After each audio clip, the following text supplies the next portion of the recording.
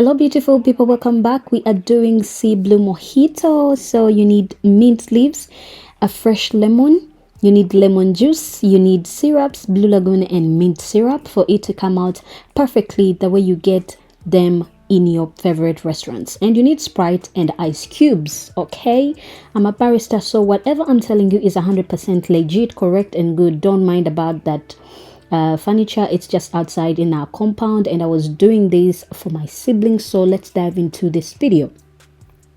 You just need to get your plastic cup like mine, and then you put in your syrup.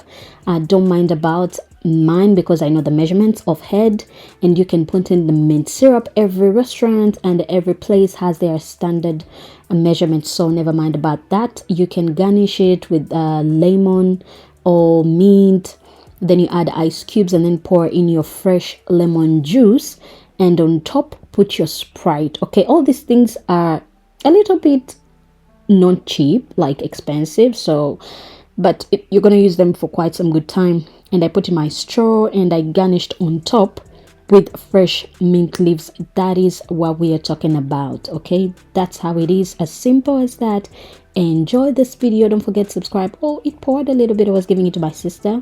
Love you all guys. Stay blessed. Bye.